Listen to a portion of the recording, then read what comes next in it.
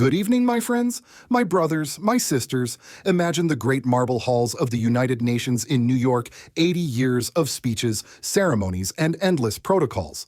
It is a stage designed for the powerful, for the established, for those who know the script. Yet on this day, something different takes place. A young soldier not yet in his 40s steps forward from a landlocked nation most of the world has long ignored, Burkina Faso. He wears no medals, no ornate robes, only the plain uniform of a soldier. And before him lies not a speech of his own, but a file, a 12-page confession drafted in Paris, in Washington, and even in Tel Aviv. They expect him to bow. They expect him to read their words. They expect humiliation. A young president bent before the gaze of hundreds of world leaders and millions watching across the globe. The silence inside that chamber is thick, heavier than applause, heavier even than chains. For in that silence hangs the question that every African, every ally, every opponent is asking: will this young man surrender? Or will he transform humiliation into defiance, silence into fire, and shame into history? This moment is not only about Ibrahim Traoré. It is about the miners and the farmers, the mothers and the students, the forgotten graves of leaders silenced before their time. It is about whether Africa can still be ordered to kneel, or whether a single voice can force the world to listen. And so I ask you, do you believe President Ibrahim Traoré will bow to the script handed to him, or will he stand and create a new one for Africa? Watch closely, because history does not always arrive with trumpet blasts. Sometimes it begins in silence, the silence before a young man speaks. Please share this story if you feel that you are one of the first to know about and support President Ibrahim Traoré. And subscribe if you believe that the truth is always more important than the headlines. The Chamber of the United Nations was never designed for suspense. Yet on that day, the silence inside felt like the pause before a verdict. Delegates shifted in their seats, cameras zoomed in, translators waited with headsets pressed tight. At the center of it all stood a man barely past his mid-30s, President Ibrahim Traoré of Burkina Faso. His uniform was simple, stripped of medals, almost austere. He did not wear the robes of diplomacy. He carried no notes of his own, only the thin folder placed before him by others, a script not of his making. That folder was supposed to seal his humiliation. 12 pages drafted in Paris, Washington, and Tel Aviv. A so-called confession that accused Burkina Faso of destabilizing the region, obstructing peace, undermining cooperation.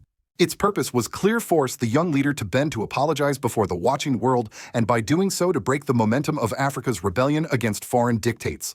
For some, this was the expected climax. For others, especially within Africa's delegations, it was the dread they had feared. The hall was heavy with anticipation. Western delegations leaned forward, their pens ready to capture the words of compliance.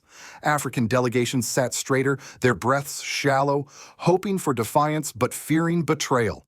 Beyond those walls, millions gathered in cafes, classrooms, and living rooms across Africa watching live.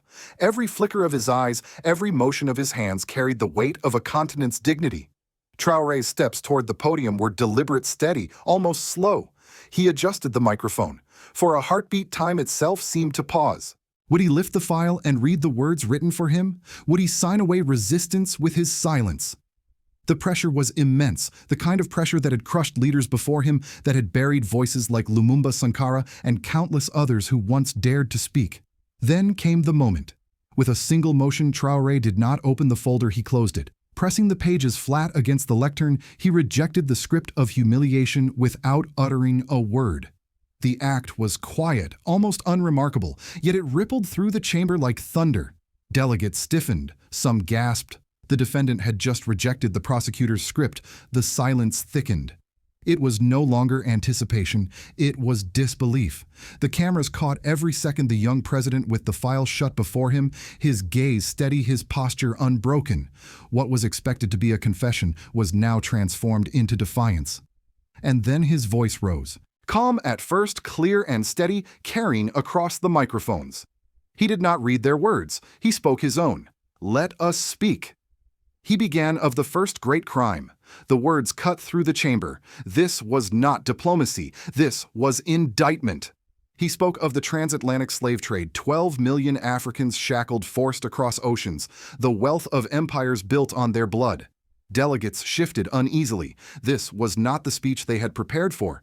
This was history unvarnished spoken aloud in the very halls designed to sanitize it. He did not stop. One crime became two, then three as he began to outline the long ledger of betrayal and exploitation. The thin folder of submission remained untouched, ignored, while his voice replaced it with a new script, one written in fire, in memory, and in defiance. What began as a staged humiliation had turned into the opening act of a confrontation unlike any the UN had seen in decades. The silence of the hall was now the silence of judgment, but this time it was the West standing accused. At that moment, millions watching across Africa leaned forward, realizing what was unfolding. A leader once dismissed as too young, too reckless, had not only rejected the script handed to him, he had rewritten the story before the world's eyes. When Ibrahim Traoré closed that folder and began to speak, the atmosphere inside the United Nations transformed. What had been a stage for rehearsed diplomacy turned into a courtroom, and the West now stood accused. His words rose like a steady tide carrying centuries of pain and unburied memory. He did not bow to their script, he unleashed his own. The charges came one after another, each like a hammer blow. First, the transatlantic slave trade, 12 million Africans stolen, shackled, forced across oceans to build empires not their own. Second, the chains of financial slavery, the CFA franc with more than 500 billion in African reserves held hostage in Paris. Third, the genocide in Rwanda, 800,000 lives lost while powerful nations looked away or worse, protected the perpetrators. As each crime was named, the silence thickened. Translators hesitated over words too sharp for diplomacy. Some delegates looked down at their papers, avoiding eye contact, while others scribbled furiously as if ink could soften the blow of accusation. The fourth crime, the mountain of debt over $685 billion strangling African nations, forcing repayments larger than their health budgets while children died not from disease but from the cost of medicine. Then agriculture, Ghana's cocoa farmers ruined, while corporations like Nestlé and Cargill pocketed billions. The sixth crime was the murder of leaders. Patrice Lumumba, Congo, 1961. Thomas Sankara, Burkina Faso, 1987. Men who dared to speak of dignity buried in shallow graves, their voices rising again now through Traore. By the seventh and eighth crimes, the hall was no longer still, it was tense, charged, electric. He spoke of the Cold War when weapons flooded Africa while its people starved, and of Nigeria's oil fields poisoned by ExxonMobil and total condemning 30 million people to a toxic inheritance. Then came the ninth foreign bases. 29 American sites, 10 French garrisons still planted in African soil. They call it stability. Traoré said, his voice sharpening to a blade, but every base is another chain upon our sovereignty. Finally, the 10th crime, the manipulation of human rights. For them, he declared, human rights are not principles, they are weapons, a tool to punish those who refuse and to protect those who serve. By the time the 10th charge echoed through the chamber, the silence was unbearable. The hall was no longer listening to a speech, it was enduring a reckoning. Then, in a move few expected, Traoré turned not just to history, but to the present. He named names. Emmanuel Macron, he said, you inherit not merely a presidency, but an empire of colonizers. The French delegation froze, stiff, their eyes locked forward. Donald Trump, he continued, you turn trade and oil into bargaining chips bought with blood. You claim greatness, but it is paid with suffering not your own. American diplomats sat expressionless, their pens still, their bodies rigid. And finally, he turned to the guardians of global finance. To the directors of the International Monetary Fund, you wear the mask of development, but you are wardens of a financial prison. The words landed heavier than thunder. The air was electric, almost unbearable. Delegates shifted, some folding their arms tightly, others staring with eyes wide, caught between shock and disbelief. Across the African bloc's shoulders, straightened eyes sharpened. For them, this was victory, not applause, not cheers, but silence, the silence of truth too heavy to deny. Outside the chamber, the reaction was instantaneous. Newswires scrambled, headlines split between reckless outburst and historic defiance. Within hours, whispers leaked that the UN would strike the speech from official records. But already the transcript was spreading online. Screens lit up from Nairobi to Lagos, from Johannesburg to Accra. Students projected his words onto campus walls. Hashtags surged in English, French, Swahili, Wolof, Yoruba, Zulu. For the diaspora, the speech was not distant politics, it was personal. In Paris, young Africans marched past the Eiffel Tower with placards reading, "Traore speaks for us." In London, chants of "No More Chains" filled Trafalgar Square. In New York and Atlanta, African-American churches read his words aloud as scripture connecting his defiance to their own centuries-old struggle for freedom. Inside the chamber, however, there was only silence, not applause, not outrage, but the heavy, undeniable silence of an empire being named for what it was. And in that silence, Africa found its voice. The words spoken inside the United Nations chamber did not remain confined to marble walls and diplomatic ears. Within hours, they spilled into the streets of Africa, igniting reactions as diverse as the continent itself. What was intended as humiliation had become a spark, and sparks rarely stay contained. Across the cities of West Africa, television screens replayed Traoré's defiance on loop. In Ouagadougou, people gathered in open-air cafes, clapping their hands against wooden tables, tears streaming down faces hardened by decades of disappointment. Old men compared the moment to Sankara's fiery speeches in the 1980s, while students whispered that perhaps their generation had finally found its voice. In Nairobi, Lagos, and Johannesburg, the reaction was immediate. Universities projected Traoré's words onto lecture hall walls, transforming his speech into a living classroom. Students debated not only the crimes he listed, but the future of a continent daring to challenge the order of the world. Social media amplified the energy. Hashtags surged in Swahili, Zulu, Yoruba, Wolof, English, and French. For once, digital Africa spoke in unison. The diaspora responded with equal fervor. In Paris, young Africans marched past the Eiffel Tower, holding placards that read, "We did not ask permission to be free." In London, chants of "No More Chains" rang across Trafalgar Square. In New York and Atlanta, African-American congregations read parts of the speech aloud during Sunday services, treating Traoré's words as both testimony and prophecy. For them, the resonance was unmistakable. The history of African enslavement and civil rights was now joined to a present struggle for sovereignty. Yet not all reactions were celebratory. Inside policy circles in Washington, Brussels, and Paris, the mood was darker. Analysts warned of a dangerous precedent. If one small, landlocked nation could defy the script and electrify an entire continent, others might follow. Talk of sanctions, withheld aid, and financial pressure began almost immediately. The ghosts of Patrice Lumumba and Thomas Sankara hovered over these discussions, reminders of how the West has historically responded when Africa's leaders dared to step out of line. Within Africa itself, the political consequences were complex. Some governments applauded Traoré's boldness, seeing in it a shield against their own fears of foreign dominance. Others, however, worried that his defiance might inspire unrest within their borders, emboldening populations who had long tolerated corruption and compromise. In capitals like Abidjan and Dakar, whispers circulated about whether this fire could spread too quickly, too dangerously. Meanwhile, the African Union faced a dilemma. Could it ignore the speech and risk appearing irrelevant?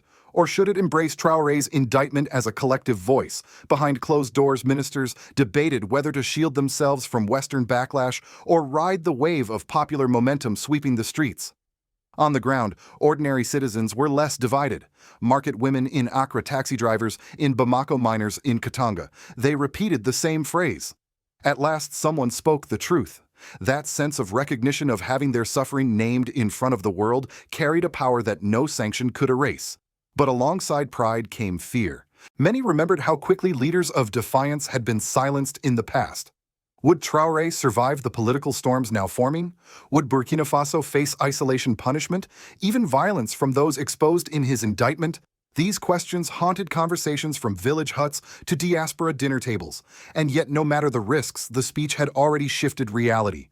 It had proven that even a small nation could stand tall on the global stage. It had shown that silence was not destiny. It had cracked the facade of inevitability that foreign domination had long imposed. The immediate political fallout was unpredictable, but one fact was already clear: history would not remember this day as a confession of weakness. It would remember it as the moment when Africa's dignity, long buried under treaties and debts, rose once more to speak. In Washington, the speech landed like an uninvited storm. The State Department had prepared for polite statements for negotiations behind closed doors for a young African president to be chastened into silence.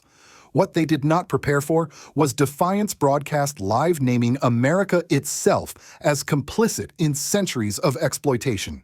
Within hours, policy advisors huddled in think tanks and government offices. Some dismissed Traoré's words as reckless, a populist stunt. Others, however, saw danger because his words resonated not just in Africa, but in communities of color within the United States itself. African-American leaders drew parallels to the speeches of Martin Luther King Jr. and Malcolm X. Churches in Detroit and Atlanta read Traoré's indictment aloud, as though it were scripture drawing connections between the slave ships of centuries past and the chains of economic dependency today. For U.S. media, the reaction was split. Cable news anchors debated late into the night. Was this the tantrum of an inexperienced soldier president, or was it the moral conversation America had long avoided? Some networks sought to trivialize the moment, calling it theater, while others could not ignore the electric response in Africa and across the diaspora. Editorials in progressive outlets cautiously acknowledged that Traoré had spoken uncomfortable truths, even if his delivery was confrontational. In Europe, the response was sharper. French officials were humiliated by the direct mention of Macron, and newspapers in Paris oscillated between outrage and defensiveness. For them, the CFA franc, the military bases, the echoes of Rwanda were wounds reopened in front of the entire world. Brussels, too, felt the sting. European Union officials worried not only about Africa's shifting allegiances, but also about the possibility that Traoré's fire might spread to Latin America, Asia, and other regions long burdened by unequal treaties. Across the global south, the reaction was different. In Delhi, commentators praised the courage to speak truth to power. In Brasilia, analysts noted how Africa's awakening mirrored their own struggles with IMF conditionalities. In Moscow and Beijing, state media amplified the speech, portraying it as proof of Western hypocrisy. They recognized the strategic value every word Traoré spoke chipped away at the legitimacy of Western dominance in international institutions. The United Nations itself stood exposed. By quietly striking the speech from official records, it confirmed the very accusations Traoré had made, that global governance too often serves the interests of the powerful rather than the voices of the oppressed. Yet censorship proved futile. The digital age turned suppression into amplification. The more officials tried to bury the speech, the more widely it spread online. For the United States, the dilemma was clear. To retaliate too harshly through sanctions or political pressure would confirm the image of an empire threatened by a small, landlocked nation. To ignore it risked emboldening others to follow Burkina Faso's example. Analysts warned of a precedent if one leader could defy the West so openly and survive, the carefully maintained architecture of control might crumble. And so, as dawn broke after that historic night, the world faced a question that Washington, Paris, and Brussels could not easily answer. Was this just the roar of one defiant soldier, or had the age of Africa's submission truly come to an end? History rarely announces itself with fanfare. More often, it arrives disguised as silence, a silence so heavy it can bend the air in a room. That is what happened at the United Nations when Ibrahim Traoré chose to close a folder instead of opening it to speak with his own voice instead of reading theirs. What was meant to be an evening of humiliation became a turning point not only for Burkina Faso, but for the conscience of the world. Yet we must also recognize the danger. The ghosts of Lumumba and Sankara remind us that courage does not guarantee survival. The powers Traoré accused will not simply shrug off the charges. They will respond with sanctions, with financial pressure, perhaps even with covert plots to silence him. Already whispers circulate in Western capitals about how to contain this rising voice. And within Africa itself, leaders uneasy with his fire may hesitate to follow, fearing that their own people might demand the same courage from them. But here lies the warning: even if Traoré himself were silenced, the words have already escaped. They live in the chants on African streets, in the hashtags crossing languages, in the sermons read in American churches, in the protests outside European landmarks. They cannot be erased because they no longer belong to him alone. They belong to a continent, to a diaspora, to generations who have waited for someone to say aloud what they had always known in their hearts. The larger question now is not whether this speech will survive, it already has. The question is what comes next. Will other African leaders take courage from this moment, or will they retreat under pressure? Will Western powers double down on control, or will they finally recognize that Africa demands partnership, not patronage? And for us watching from afar, what responsibility do we bear? To dismiss it as another headline, or to carry it forward as a vow that dignity and justice can no longer wait for permission? So I ask you directly, do you think President Ibrahim Traoré's defiance at the United Nations is the beginning of a new African era, or will it be crushed beneath the weight of old empires? Can we continue to trust him to lead this awakening, or is it time to prepare for others to take up the torch? Please share this video if you feel you are one of the first to know about and support President Ibrahim Traoré. And subscribe if you believe that the truth is more important than the headlines. Because history is not just what is written in documents, it is what we choose to remember, to speak, and to act upon.